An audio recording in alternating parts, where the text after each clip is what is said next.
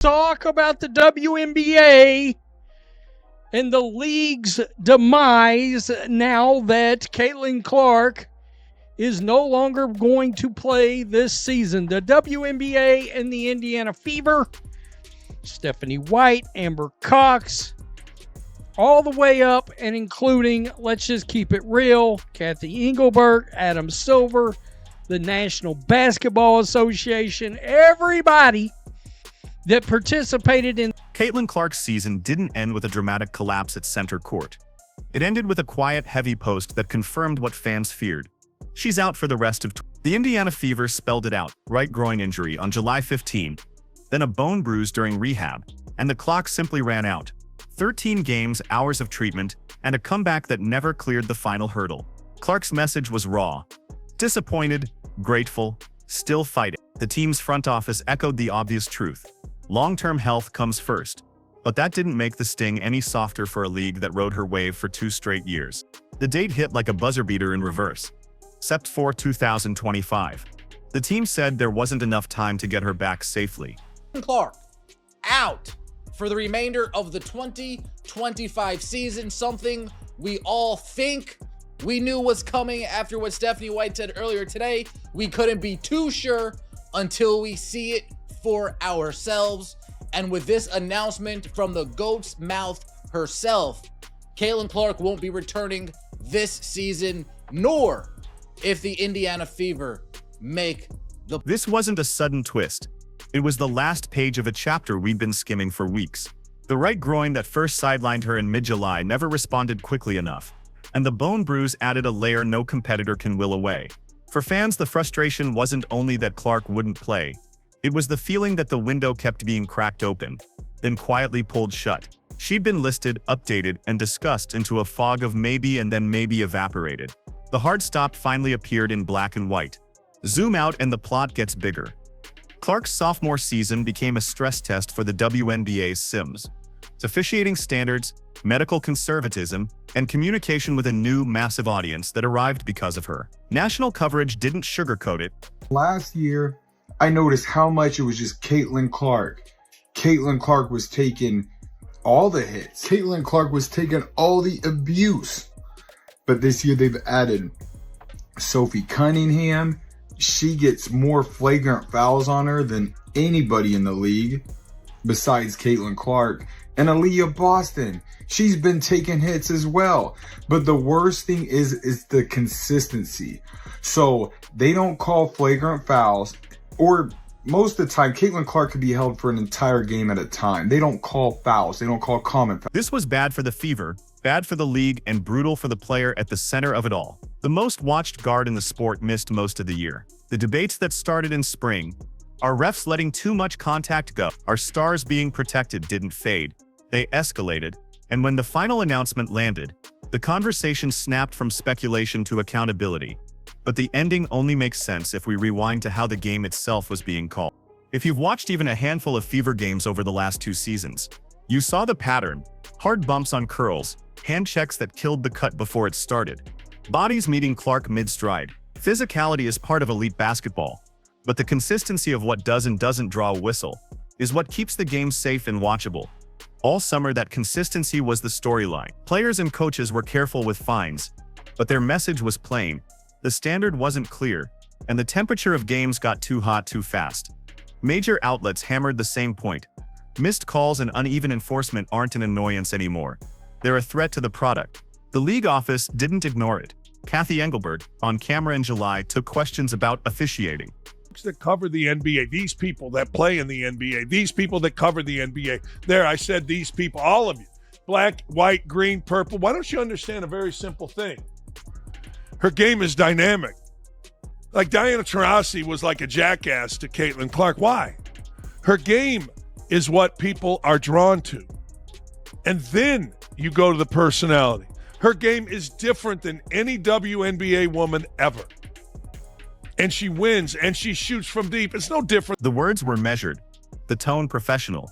Yet the takeaway for many fans was that acknowledgement isn't the same as action. And because the league had never been under this much spotlight, every swallowed whistle felt louder than it used to. National columns, broadcast segments, and fan threads all landed on the same fear. If your brightest guards can't get through a game without heavy, unpunished contact, you don't just lose possessions, you lose stars. That fear wasn't invented this month. It's been brewing since 2024, rising every time the discourse around Clark's treatment exploded into mainstream sports talk. In the middle of it, incidents piled up. Even player fines over ref-related posts kept the conversation cycling through algorithms. Proof that frustration wasn't living only in comment sections. When Sophie Cunningham was hit for a cheeky TikTok aimed at officials, it showed how close to the surface the pressure really was. I mean, it's a gut punch that basically encompasses an entire season of them. The Fever have lost so many players to injury, but obviously none bigger than Clark.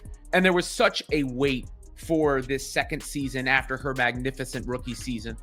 And then, you know, the anticipation of her possibly coming back, only for that not to happen, takes a lot of air out of the room, obviously takes a lot of energy out of the fans, and is a devastating blow for not just the Fever and The bigger the spotlight, the harsher the glare on the stripes. But officiating noise is still noise, until it intersects with the human timeline of an injury. There's a reason elite teams talk about windows. In rehab, every day has a job. Rest, ramp, respond, repeat. When a league's most valuable draw is labeled day-to-day, it buys hope, but also expectation. Fans budget time and money. Broadcasts circle matchups. Opponents prepare for both outcomes. And when weeks of "we'll see" end in season over, the emotional math flips into something harsher. People feel strung along. The Fever's official language was cautious. Clark's tone was honest. There's no villain in how biology heals, but there's a lesson in how we talk about it. Transparency is currency, and 2025 taught everyone how fast it spends when a superstar is involved. Now add the basketball reality. Clark's game is built on burst, angles, and audacious range.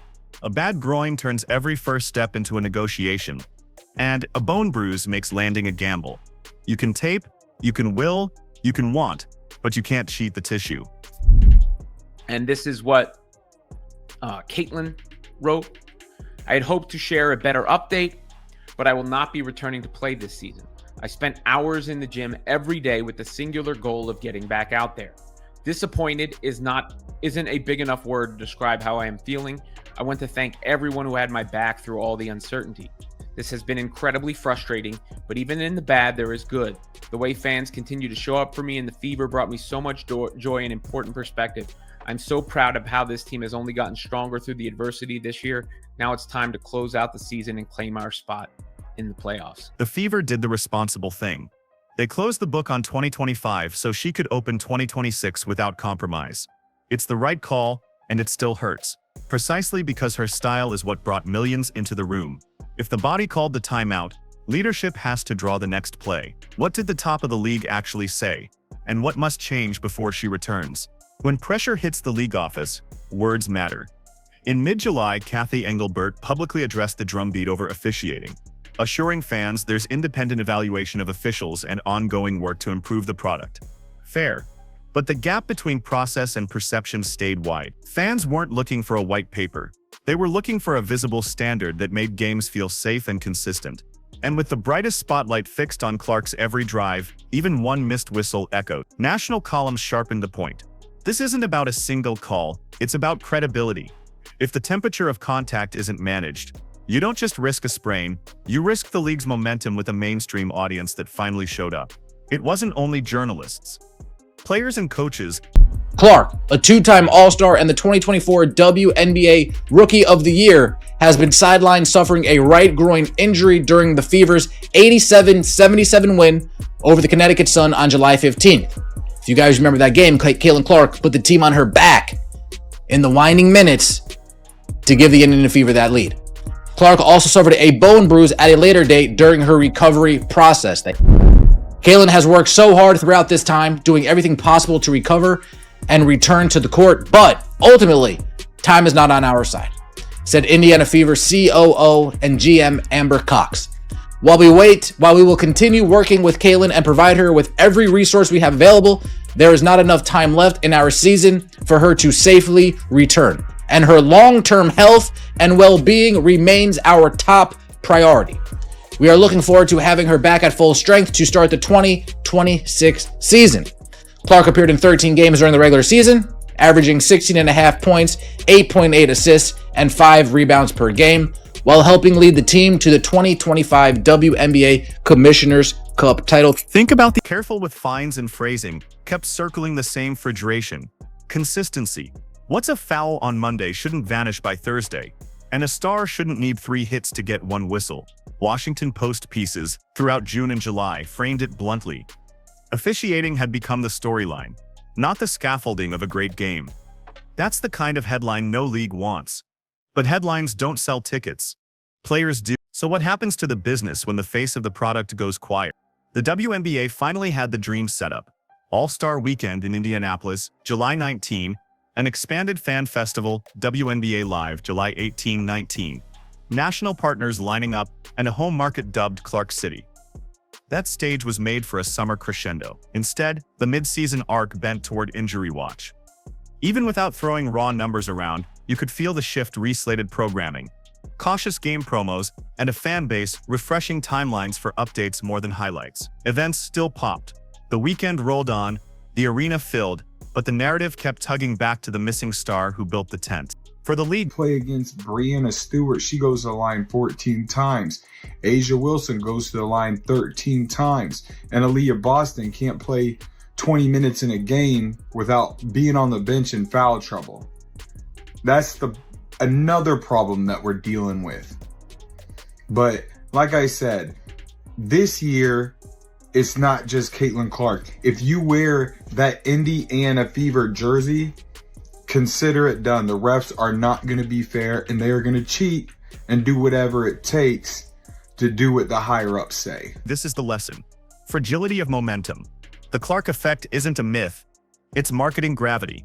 When she plays, casuals convert. When she sits, it's on leadership to protect trust through clear injury communication, visible officiating standards, and a sense that player safety is policy, not PR. That's the difference between a temporary dip and a narrative that lingers into next season. Meanwhile, inside the Fever locker room, the story didn't stop. It evolved. Take Clark out of the frame, and you still have a team fighting for the postseason. Kelsey Mitchell has been the quiet constant, live dribble threes, gutsy fourth-quarter possessions. Aaliyah Boston's leadership feels bigger every week. She anchors the glass, quarterbacking switches, absorbing attention so others breathe. We've got Colin Cowherd saying, you know what? Guess what I didn't talk about on my show this year? The WNBA. Guess why? He just come out and said it yesterday.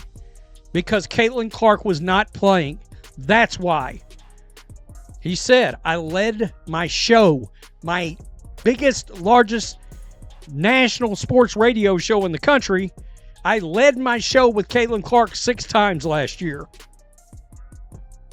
I mean, you don't lead a show with anybody unless they can draw. Lexi Hall keeps stacking winning plays, loose ball dives, corner spacing, pressure defense that flips a possession nobody notices until the run starts. If you're reading the room, they aren't mailing anything in. They're adapting on the fly, that tricky balance between carrying the moment and saving space for Clark's return in 2026, which the Fever made explicit when they shut her down for good. And it isn't as if the officiating discourse only lives around one player. The season's been littered with tension points, including Sophie Cunningham's viral fine over a ref-baiting TikTok proof. That frustration kept boiling in every corner of the schedule. When your guards are chirping on social and your bigs are in foul quicksand, every scouting report includes feel the whistle early. That's a competitive reality and a brand problem. So where does the fan base go with all that energy? The answer is simple and volatile. Fans don't ask for perfect. They ask for honest and consistent. They'll accept out 6 weeks reevaluated after All-Star, far easier than 8 weeks of day-to-day that ends with season over. They'll ride the rough edges of a physical league if they see clear standards applied in the first and in the fourth. And they'll give leadership grace if leadership names problems out loud, not with defensiveness, but with receipts and timelines. The ticket prices. The demand fell off a cliff. And it's not just the on-court product that suffers without number 22, Caitlin Clark. The entire weekend's economic opportunities have felt the fallout. Last 2 weeks, Stephanie White knew where this was going to end up. I would say for the last month or so, they kind of had a feeling where this was going to go. The main issue, another day-to-day injury that turns into a season ender. Another day-to-day injury that turns into a season ender. And if you don't call that a lack of transparency, I don't know what to call that. That's how you convert anger into patience and skepticism into buy-in. The national conversation in June and July made it plain. Officiating drift undermines trust. And once you lose trust, every update reads like spin. The good news? None of this is unsolvable. Leagues tweak points of emphasis every offseason. Film room recalibrate. Referee pools get more reps, more feedback, more accountability. The WNBA already highlighted independent appeals and improvement programs. What fans want now is radical transparency, what changed, how it's graded, and where the bar is set in. Which brings us to the only ending that matters, where this goes next for Clark, for the Fever, and for the league that needs her. Shutting it down in September isn't a surrender, it's a rebuild for tissue, for trust, and for the product. The Fever's release drew the line. Let the groin settle. Let the bone bruise disappear and give Caitlin Clark a clean runway into She said as much in her own words, crushed, grateful. Still obsessed with getting back to the work. The team echoed it. Long-term health wins. They could have easily said 2 months, 1 to 2 months. Be evaluated in the next 6 weeks. Instead, they played this day-to-day, game-time decision, probable, questionable nonsense for the last 8 weeks. And that is why fans are so pissed off for the most part. I'm not going to speak for everybody, but I know if they were upfront and didn't BS us,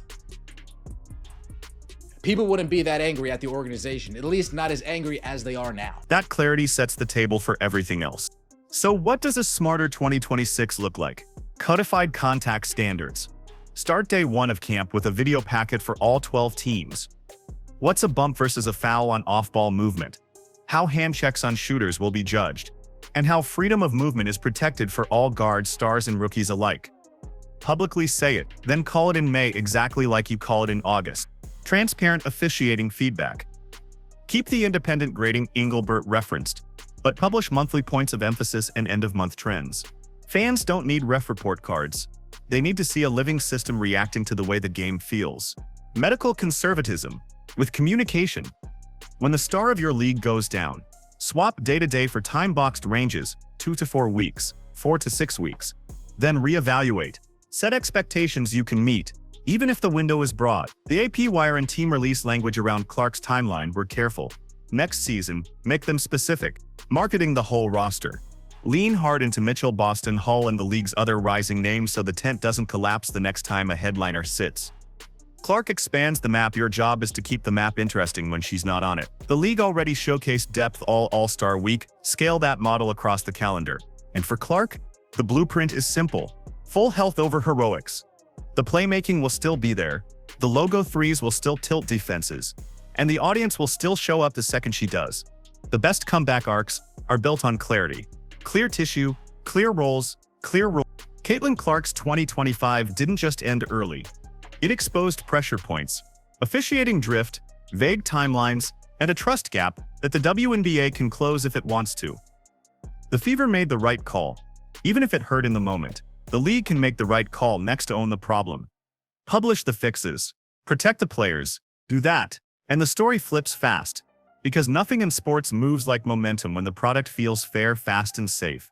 Until then, don't count Indiana out. Mitchell will keep punching above her size. Boston will keep eating glass. Hull will keep hunting the hidden plays. And Clark, she'll be back when it matters most. Clean slate, louder arena, brighter lights. If you think the W gives its stars the whistle they've earned, say so. If you think the standard needs a hard reset, say that too. Either way, drop your take below, hit like, subscribe, and turn on the bell so you don't miss the next deep dive. Because the off-season starts now and 2026 might be the loudest year this league has ever had.